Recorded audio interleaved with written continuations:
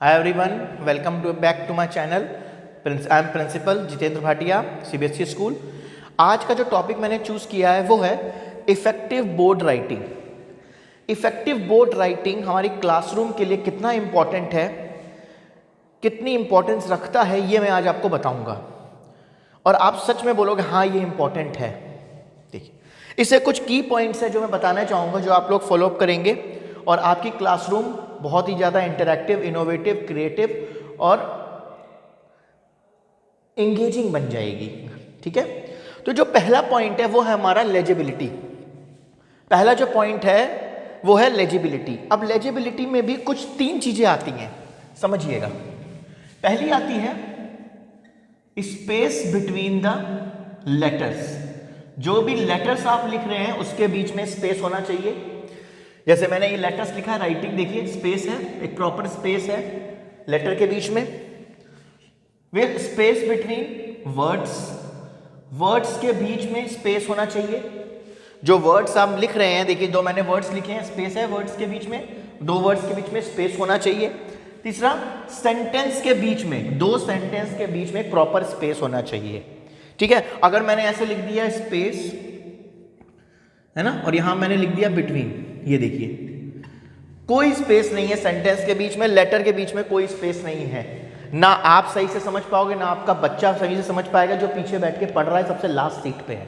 तो ये चीज ध्यान रखनी है, लेजिबिलिटी बहुत इंपॉर्टेंट है बोर्ड की। Space between the letters, space between the words and space between the sentence, ये हमेशा ध्यान रखिएगा, ये चीज करिएगा। बुक में जिस फॉर्मेट में लिखी हुई हैं चीजें, आप लोग वही फॉर्मेट यूज करिए बोर्ड पे लिखने के लिए। बुक में जो फॉर्मेट की राइटिंग है वही आपकी राइटिंग होनी चाहिए बोर्ड पे, उसी टाइप का, उसी का लेटर फॉर्मेशन यूज करिए आप, उसी का सेंटेंस फॉर्मेशन यूज करिए जो बोर्ड पे आंसर दे रहे। ठीक है ना, तो आपके बच्चे की राइटिंग सिमिलर मिलेगी फिर। ठीक है ना, तो ये लेजिबिलिटी ध्यान रखिएगा, बहुत इंपॉर्टेंट पॉइंट है। सेकेंड चीज है यूटिलाइजेशन ऑफ स्पेस। अब यूटिलाइजेशन ऑफ स्पेस में क्या होता है समझिएगा। अब प्रॉपर बोर्ड का यूटिलाइजेशन करना चाहिए आपको, प्रॉपर। बार बार इरेज मत करिए बोर्ड को। बार बार इरेज करने में ना बच्चा भी परेशान होता है और सही से नोट भी नहीं कर पाता, क्योंकि कुछ स्लो लर्नर्स होते हैं जो धीरे धीरे लिखते हैं तो उनका छूट जाता है। तो कोशिश किया करिए कि बोर्ड को पार्ट्स में डिवाइड कर लिए। हो सकता है आपका लेसन प्लान ऐसा बना हो कि आपको वर्टिकली लिखनी हो चीजें, तो आपने यहाँ पर चीजें लिख दी, फिर यहाँ लिख दी, फिर यहाँ लिख दी, फिर यहाँ लिख दी। जब तक आप यहाँ पहुंचेंगे तब तक आपका बच्चा ये वाला और ये वाला नोट कर चुका होगा, तो आप आराम से इसको इरेज करके यहां पर चीजें लिख सकते हैं। ठीक है ना, हो सकता है कि आपको कुछ चीजें लिखनी हो जो पैराग्राफ के फॉर्म में, तो आप हॉरिजॉन्टली अपने बोर्ड को ऐसे डिवाइड कर सकते हो। तो ये आपको डिसाइड करना है। आपको अपनी लेसन प्लानिंग आपकी ऐसी होनी चाहिए कि आप बोर्ड को कैसे डिवाइड करना चाहेंगे, राइट। तो ये चीजें आपको समझनी पड़ेंगी कि यूटिलाइजेशन ऑफ स्पेस, बोर्ड का कैसे यूटिलाइजेशन करना है, कैसे उसको पार्ट्स में डिवाइड करना है, ये आपको देखना है। ये अपनी आप लेसन प्लानिंग में पहले से इंक्लूड करिए ना, क्योंकि आप सोचते ही नहीं है, मतलब ही नहीं है, जाना है क्लास में लिख देना है, हो गया। If you are a teacher, इस चीज को समझिए कितनी इंपॉर्टेंट है इफेक्टिव बोर्ड राइटिंग। अगर ये चीज समझ में नहीं आएगी, बोर्ड राइटिंग बच्चा भी आपका अच्छे से पढ़ेगा नहीं, तो क्योंकि चीजों को लाइटली लेते हैं टीचर्स। अरे फिर ये बोर्ड राइटिंग क्या है, जाके पढ़ाना ही तो है, नहीं। If you are in a teaching field you have to understand the importance of this. Third है अलाइनमेंट, यस, मोस्ट इंपॉर्टेंट। ये मेरा प्लेन उड़ के ऐसे चला गया, ये अलाइनमेंट है। अच्छा, मेरा प्लेन उड़ा भी और लैंड भी करेगा, ये अलाइनमेंट है। नो, इस तरह के अलाइनमेंट में ना बच्चा समझ पाएगा, ना आपको बाद में समझ में आएगा क्या लिखा है। लास्ट वाला बच्चा तो कर ही नहीं पाएगा। तो अलाइनमेंट एक प्रॉपर होना चाहिए। कार चलाते हैं ना, अलाइनमेंट बिगड़ जाता है, टायर इधर उधर भागता है ना, वैसे भी क्लास आपकी इधर उधर भागेगी। तो अलाइनमेंट प्रॉपर होना चाहिए। ठीक है ना, पता चले आप पढ़ा रहे हैं, ठीक है ना, आप पढ़ा रहे हो कुछ, तो आपने एक पॉइंट यहां लिख दिया, एक पॉइंट यहां लिख दिया टहलते टूलते, फिर इधर उधर घूमे, एक पॉइंट यहां लिख दिया, एक पॉइंट यहां लिख दिया। No, it's not like that. आपको क्या करना है, प्रॉपर जो टॉपिक लिखा है उसी के नीचे बुलेट्स पॉइंट डालने हैं, उसी के नीचे सारे पॉइंट्स लिखने हैं। जब बच्चा रिवाइज करे तो उसको पता चले।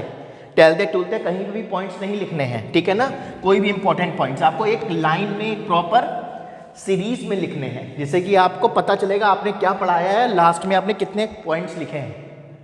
बार बार बोर्ड इरेज नहीं करना पड़ेगा आपको, ठीक है ना। Correction, yes, most important. आपको जो भी चीज़ पढ़ा रहे हैं, जो भी चीज़ बोर्ड पे लिख रहे हैं, प्रॉपर प्रिपरेशन होनी चाहिए, स्पेलिंग मिस्टेक्स नहीं होनी चाहिए। बच्चे आपसे ज़्यादा समझदार होते हैं, तो स्पेलिंग्स प्रॉपर लेसन प्लानिंग करके आए, कौन से क्वेश्चन आंसर्स कराने हैं, किस हार्ड वर्ड की क्या स्पेलिंग है, आपको पता होनी चाहिए। तो ये चीज़ आपको बोर्ड पे नहीं करनी है गलतियाँ। Position of teacher, yes, most important. क्या होता है, बोर्ड पे हम ऐसे पढ़ाते हैं,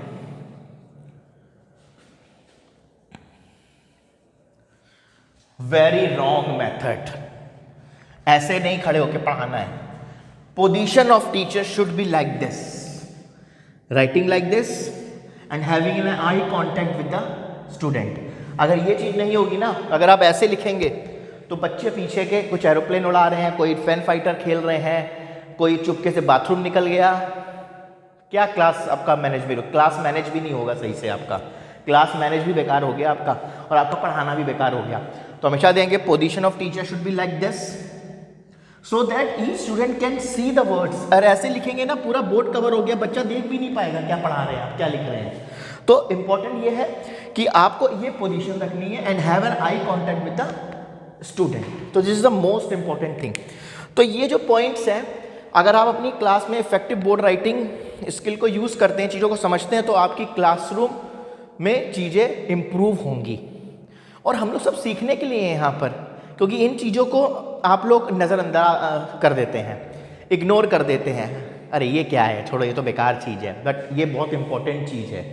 और हमेशा ये जो भी जिसका भी पहला पीरियड होता है क्लास में, हमेशा ध्यान रखे, जो क्लास टीचर होता है, बोर्ड के साइड पे हमेशा डेट लिखी होनी चाहिए, प्रेजेंट, एब्सेंट, टोटल स्टूडेंट लिखे होने चाहिए। मान लो कोई क्लास के लिए आया है, अटेंडेंस देखें कितने प्रेजेंट हैं, कुछ देना है, तो यहाँ पर वहाँ पर जाए, गेट पे खड़ा हो और देखे कितने प्रेजेंट हैं, कितने एब्सेंट, और चला जाए। क्लास डिस्टर्ब ना हो, बस वहीं से देख ले, तो बाहर आएगा, पूछेगा क्लास डिस्टर्ब होगी कि नहीं होगी, तो यहाँ पर लिख लीजिए। थॉट भी लिख सकते हैं, या थीम ऑफ द मंथ जो होता है, और होमवर्क। तो ये चीज़ आपको फॉलोअप करनी है इफेक्टिव बोर्ड राइटिंग के लिए, जो आपके लिए बहुत बेनिफिट करेगी इन टीचिंग फील्ड। और इसके भी जब इंटरव्यू लेते हैं, प्रिंसिपल्स इंटरव्यू लेते हैं, तो इसके भी पॉइंट्स मिलते हैं आपको, तो इसको भी ध्यान रखिएगा हमेशा। सिर्फ आपका कॉन्सेप्ट, आपका कंटेंट इंपॉर्टेंट नहीं है, आप क्लास में प्रेजेंट कैसे कर रहे हो बच्चों को, दैट इज ऑल्सो इम्पॉर्टेंट। तो चीज़ों को समझिए, जानिए, कोई दिक्कत हो मुझे बताइए। फिर मिलेंगे नेक्स्ट वीडियो के साथ, नेक्स्ट कंटेंट के साथ। Till then bye bye.